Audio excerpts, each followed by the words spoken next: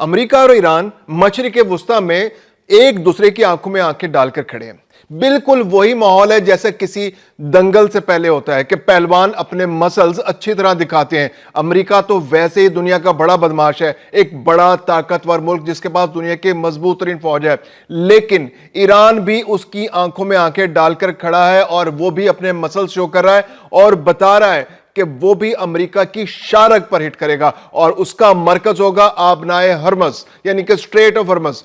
ایران نے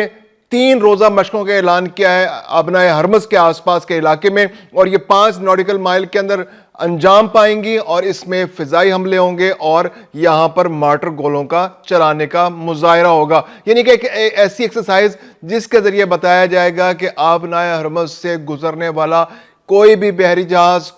اس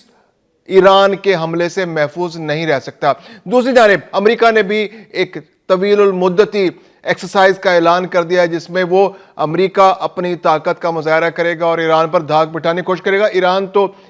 مشرق وسطی کا ایک ملک ہے, باقی تمام ملکوں پر اپنی دھاک بٹھائے گا کہ اب ہمارا بحری بیڑا یہاں پر آ چکا ہے, اب ہماری مرضی کے بغیر یہاں پر کوئی تجارت ہو سکتی ہے اور ہم جس کو چاہیں گے بین کریں گے, جس کا چاہیں گے رستہ روکیں گے اور جس پر چاہیں گے حملہ کر دیں گے. تو یہ امریکہ کا موقف ہے. دوسری جانب امریکی صدر ڈونلڈ ٹرمپ نے بالکل کلیئر عراق کے سامنے کر دیا ہے کہ وہ نوری المالکی کو وزیراعظم بنانے کا خیال دل سے نکال دے, کیونکہ امریکہ نہیں چاہتا کہ عراق کے اندر ایران نواز کوئی بھی لیڈر وہاں کا وزیراعظم بن سکے یا اقتدار اس کے ہاتھ میں چلا جائے, کیونکہ اگر ایسا ہوگا تو وہاں پر ایران نواز ملیشیاز کو پھر سے پنپنے کا موقع ملے گا اور امریکہ اس بار اس طرح کا کوئی موقع دینے کو تیار نہیں. اور ڈونلڈ ٹرمپ نے بالکل کلیئر کہہ دیا ہے اگر نوری المالکی کا ساتھ دو گے تو پھر ہماری مدد سے ہاتھ دھو بیٹھو گے. میں ہوں خرم کلیم اور آپ دیکھ رہے ہیں 24 ڈیجیٹل. ایران اور امریکہ کا جو کانفلکٹ ہے بہت آگے جا چکا ہے. امریکہ نے چائنا کے پاس موجود جو اس کا بحری بیڑا تھا بلا کر اس کو خلیج فارس کے دھانے پر کھڑا کر دیا, یعنی کہ وہاں سے عمان, ایران, تمام عرب ممالک اب اس کے نشانے پر آ چکے ہیں. اور یہ ایک بحری بیڑا نہیں ہے, بحری بیڑے سے تاثر یہ ابھرتا ہے کہ شاید کوئی ایک ایئر کرافٹ کیریئر ہے وہاں پر آگے. ایئر کرافٹ کیریئر تو ایک اس کا سب سے بڑا مرکزی حصہ ہے جس میں 5000 سے زیادہ لوگ موجود ہیں, جس پر تقریباً 90 سے 100 طیارے موجود ہوتے ہیں, فائٹر طیارے, بمبار طیارے موجود ہوتے ہیں اور ایک بہت بڑا ذخیرہ اسلحے کا ہوتا ہے. اس کے علاوہ اس کے آس پاس بہت سارے بحری جہاز ہوتے ہیں اور ان بحری جہازوں میں اینٹی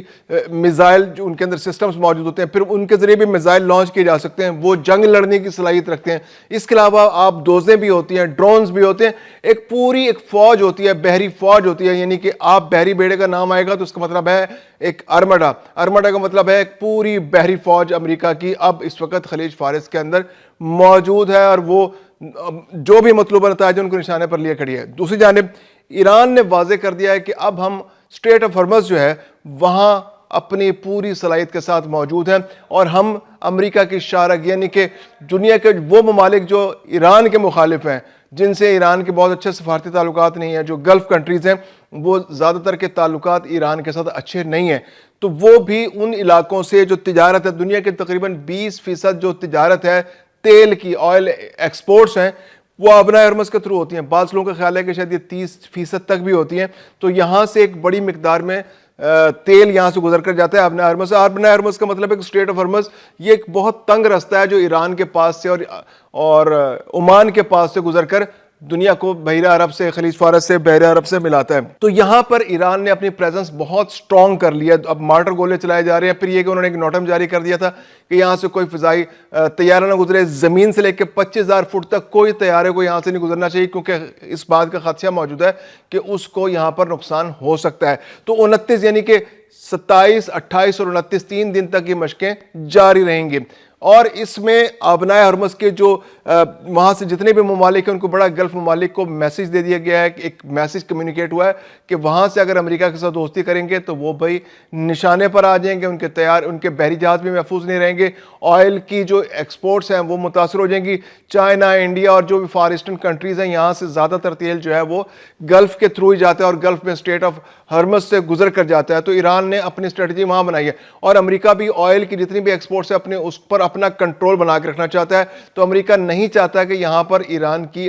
بہت زیادہ بالادستی قائم ہو. اس لیے ایران اور امریکہ اب آنکھوں میں آنکھیں ڈال کر کھڑے ہوئے ہیں. جنگ کے بادل چھائے ہوئے ہیں, جنگ کے بادل نہیں چھٹنے میں آ رہے, اور امریکہ کا بحری بیڑا آنے کے بعد اس میں اضافہ ہوتا چلا جا رہا ہے, اور کسی وقت بھی جنگ شروع ہو سکتی ہے, کیونکہ دونوں نے ٹریگر پر انگلیاں رکھی ہوئی ہیں, اور جیسے کوئی اشارہ ملے گا تو یہ ٹریگر دب جائے گا, اور پھر اس کے بعد ایک نہ ختم ہونے والی جنگ, جس کے بارے میں کچھ اندازہ نہیں کہ وہ جنگ کتنے عرصے جاری رہے گی. امریکہ جو ہے اس نے ایک تو یہ تو جنگ کی پوزیشن ہو گئی, پھر سیاسی سطح پر بھی امریکہ نے اپنے ہاتھ پاؤں پھیلانا شروع کر دیے ہیں عراق کے ساتھ. اس کے چونکہ 2003 سے جب سے امریکہ نے حملہ کیا صدام حسین کی حکومت کو ختم کیا عراق میں, اس وقت سے لے کر عراق پر امریکہ کا انفلوئنس بہت زیادہ ہے, اور امریکہ کے ساتھ جڑی ہوئی ہے عراق کی ساری تجارت. ایون جو عراق کی جتنی بھی آئل ایکسپورٹس ہیں وہ federal reserve bank new York کے تھرو عراق کو ملتی ہیں, اور تقریباً $100 ارب کی آئل ایکسپورٹس ہیں عراق کی. تو امریکہ نے اب بڑا کلیئر میسج دے دیا ہے کہ بھئی ہمیں عراق کے اندر ایران نواز حکومت نہیں چاہیے, ایران نواز لوگ جو ہیں وہ حکومت میں شامل نہیں ہو سکتے.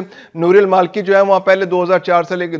لے کر 2014 کے درمیان وزیر اعظم رہ چکے ہیں, لیکن ان کے بارے میں تاثر یہ ہے کہ وہ ایران نواز ہیں, ایران سے ان کے بہت گہرے تعلقات ہیں, اور اگر وہ وزیر اعظم بنیں گے تو عراق کے اندر ایران کا اثر و رسوخ بڑھے گا, اور وہاں جو ایرانی فنڈڈ ملیشیاز ہیں ان کے لوگ طاقت میں آ جائیں گے, ممکنہ طور پر ان کو حکومت میں بھی حصہ مل جائے. تو امریکہ کو یہ کسی صورت بھی منظور نہیں ہے کہ ایران کا اثر و رسوخ عراق کے اندر موجود رہے. یعنی جنگ جو ہے وہ دفاعی فرنٹ پر بھی ہے, اسلحے کے زور پر بھی لڑی جا رہی ہے, اور سیاست کے سطح پر بھی لڑی جا رہی ہے, اور امریکہ چاہتا ہے کہ اس کی بالادستی اس خطے کے اندر مکمل طور پر قائم ہو جائے.